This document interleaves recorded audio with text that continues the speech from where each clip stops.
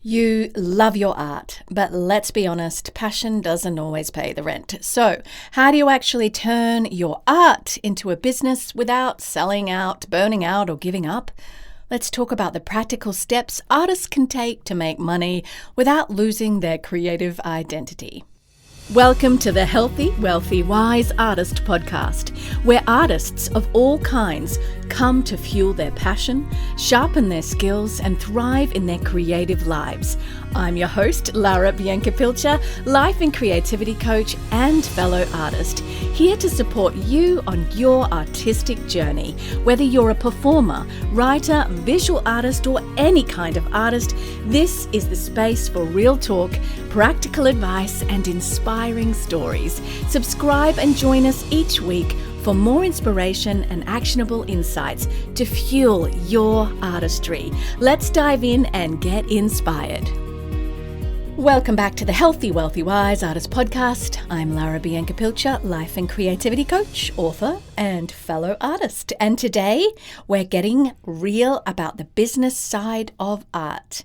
Now, I want you to know that I don't claim to be a business expert, but what I am is an artist that runs a business, and I have a lot of things that I've learned the hard way that I'm going to share with you in this episode.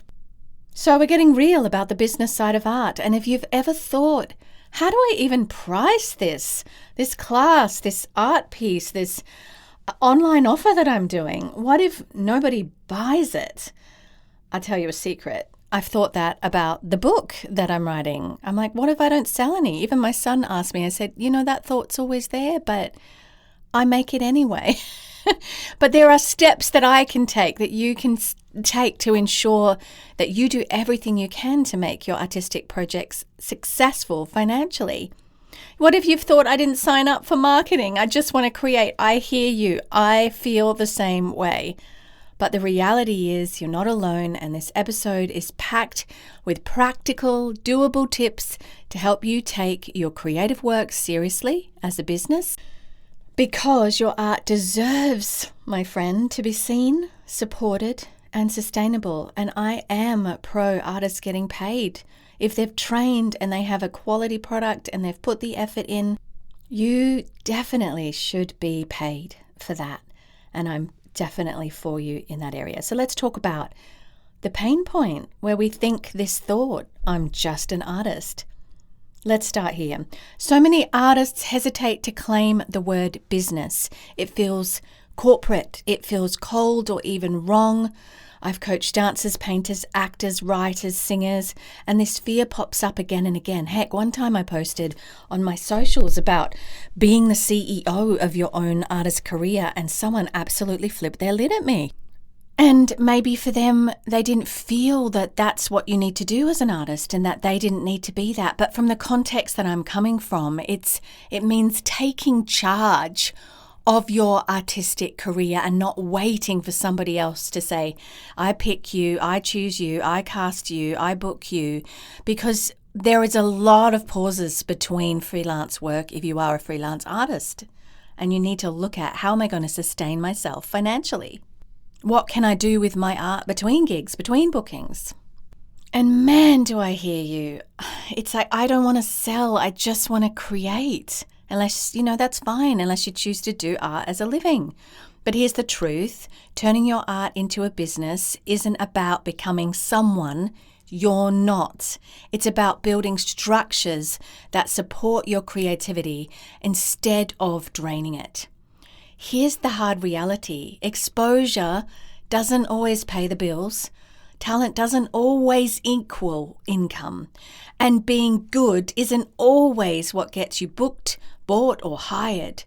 What does though? Consistency, clarity, strategy, boundaries, confidence in your value. I know so many working actors, but they're not just waiting for bookings. So many successful, I would say, Hollywood actors, Atlanta-based actors in the US here, most of them are running some other side hustle that has to do with their art. A lot of it's around coaching or offering some other money, value, courses or something else to sustain them because they can't count on the freelance nature, not when there's been strikes and COVID and all these things. And I know this isn't just for actors, this is for all kinds of artists. I actually once worked with an artist who had an incredible body of work, but no clear way for anyone to buy it.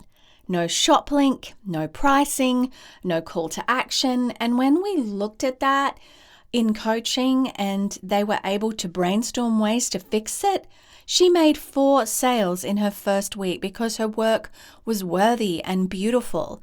And I get it, even as I say this, there's a part of me that cringes because for some reason as artists, so many of us don't even want to think about the business side. It feels like we're selling a piece of our soul or we're not believing in ourselves as an artist. There's a lot of lies we believe in, limited beliefs that need to be challenged. Because a lot of that kind of cultural lie or that belief system is holding you back.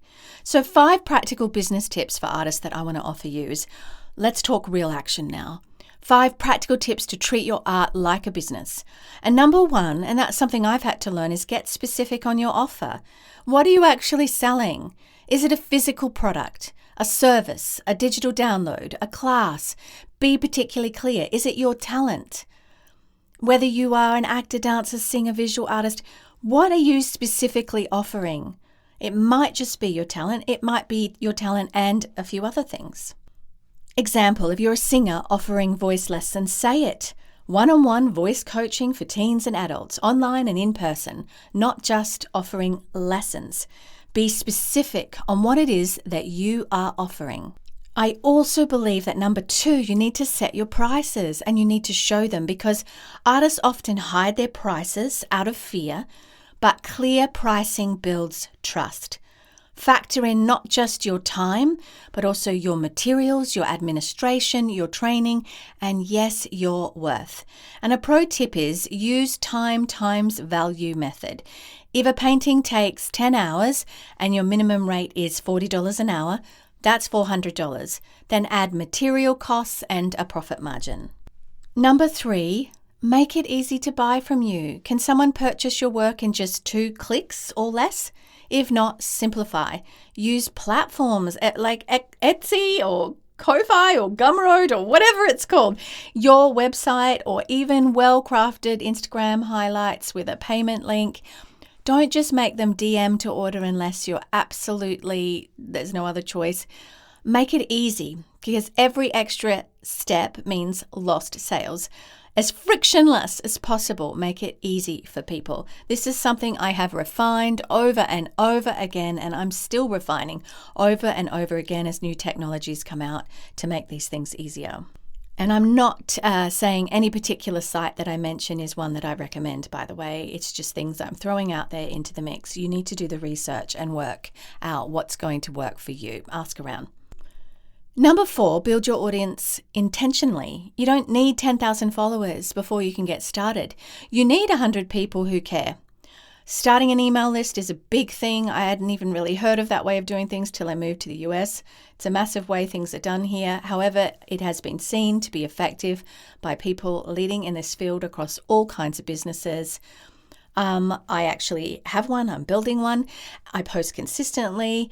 I share emails. I'm getting better at this space. As I said, this is something I have had to grow in because I'm a performer. I'm not a business person. And I've needed to upskill in so many areas. Share the behind the scenes. Let people connect with the person behind the work. And yes, this means getting comfortable with marketing, but think of it as storytelling, not self-promotion. This is so true. Beautiful storytelling is something we are all, as artists, called to and love. And the more that you can switch the mindset from self-promotion to storytelling, you're going to feel more at peace about putting yourself out there. And number 5, diversify your income streams. Don't rely on one offer. Can your dance training become a workshop? Can your poetry become prints? Can your coaching be packaged? Think of a parallel career, a career that chugs alongside your main, hope for yourself as an artist, not just side hustles that are unrelated. Your business doesn't have to look like everyone else's, but it does need to work for you. There's one particular dancer in Broadway that's been trying for years to book Broadway and hasn't had a lot of commercial success in booking, even though they're very talented. And more recently, they kind of went, stuff this. I'm going to start something for me. And they started some amazing initiatives, a little YouTube show that is interviewing different artists on Broadway that they've met and they dance with in the studio. They've also started a beginner's class and they post that online. It's very exciting. And the amazing thing about doing these other offers that are related, which I call parallel careers, is that rather than just waiting to book that Broadway gig, she's got these other things that are bringing joy, that are in her niche, and, my friend, bringing exposure, building an audience, building followers. And actually, in the end, what this does is highlight you as an artist, give you more material to work with, give you more products to offer, and make you more attractive as that Broadway performer when casting looks, if they do look, at your social media. And believe me, people are looking at it. I'm not making it up. There's a lot of different opinions around this. Go back and listen to the social media episode I did earlier, because the reality is that some casting directors are going to come and look at your social media and some of them aren't. And there's mixed bags about it. And so I think if this space exists, then use it to your advantage. This online space, if you choose to engage, use it to your advantage. Hey, if you're feeling stuck trying to figure out how to make your art financially sustainable, don't do it alone. Get my free guide, Stuck in a Creative Rut. You'll get 3 simple coaching steps to get unstuck and start moving forward as an artist again. Just head to larabiancapilcher.com and pop in your email. It's at the top. It's a header on my website. Now, last part of this episode is the reframe, and that's a coaching word that talks about, like I said, flipping a way of thinking. So this is what I want you to flip. You're not selling out, you're stepping up.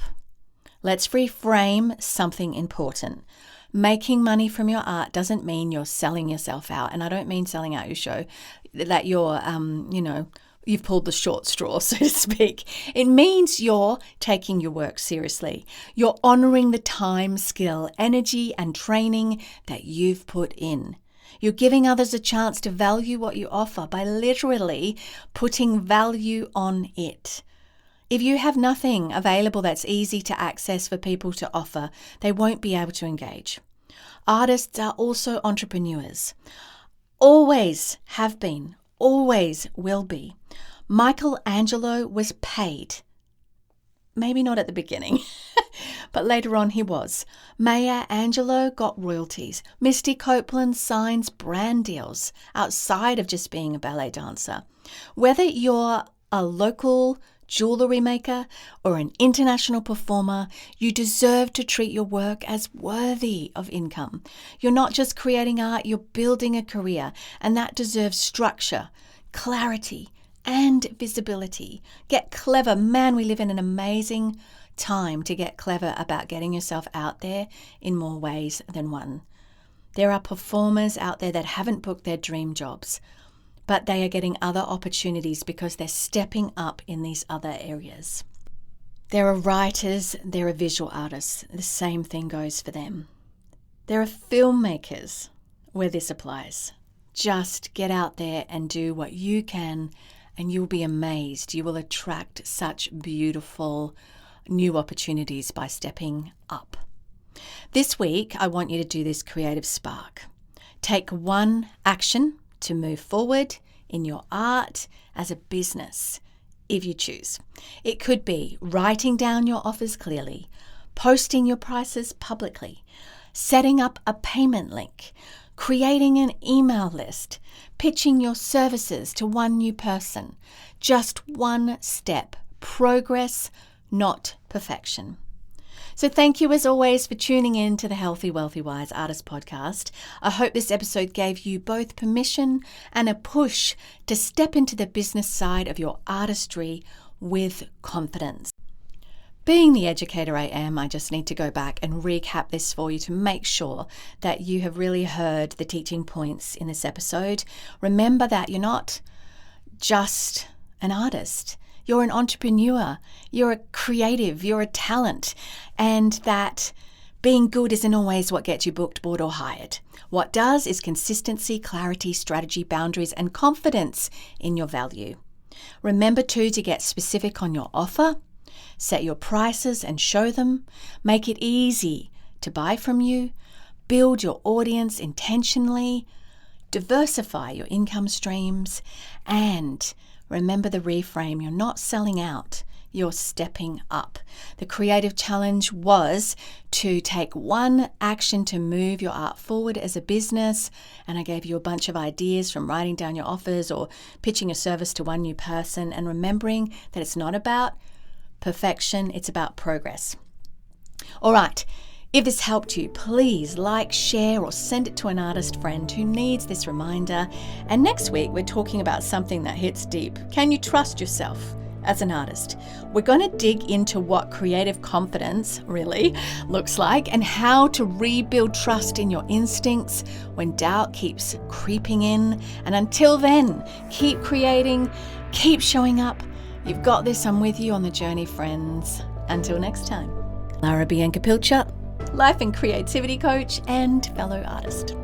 Bye for now. Thank you for tuning in to the Healthy, Wealthy, Wise Artist podcast. If you enjoyed today's episode, don't forget to subscribe so you'll never miss an inspiring conversation or actionable insight. You can read the show notes and learn more at larabiancapilcher.com. And be sure to share this episode with fellow artists who could use a little extra inspiration. Until next time, keep creating, stay audacious, and remember, your artistry matters.